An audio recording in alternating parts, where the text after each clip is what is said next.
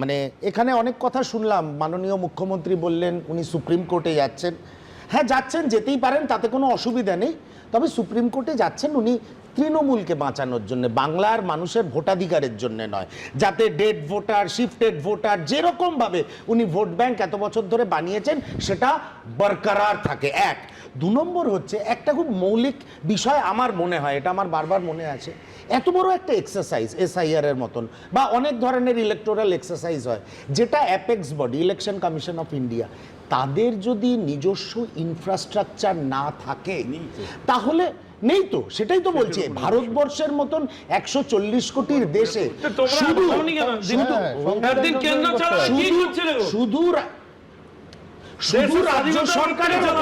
শুধু রাজ্য সরকারের উপরে নির্ভর করে আমি একটা এত বড় এক্সারসাইজ করব, এখানে তৃণমূলের মতন ভিন্ডিকটিভ রাজনৈতিক দল সেই আধিকারিকদের যারা নির্বাচন কমিশন ফর দ্য টাইমিং তাদের আন্ডারে নেবে, তাদের উপরে প্রভাব খাটাবে না, তাদের জীবনহানি হবে না, তারা আক্রান্ত হবে না, এটা কোনোদিন হতে পারে না।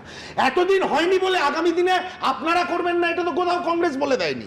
আপনারা তো করতে পারতেন, নিজস্ব ইনফ্রাস্ট্রাকচার তৈরি করতে পারতেন, তো করেননি কেন? কেন করেননি?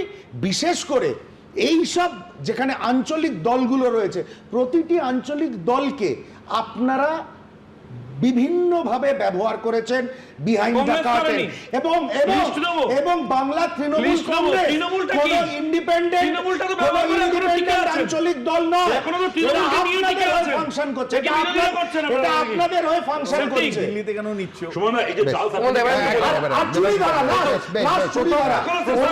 অভিষেক বন্দ্যোপাধ্যায়, আজ মমতা বন্দ্যোপাধ্যায় বললেন চুরি প্রথম কে ধরেছিল, কর্ণাটকের আলাম থেকে শুরু করে বিভিন্ন রাজ্যে দস্তাবেজ সমেত চুরি ধরেছিল রাহুল।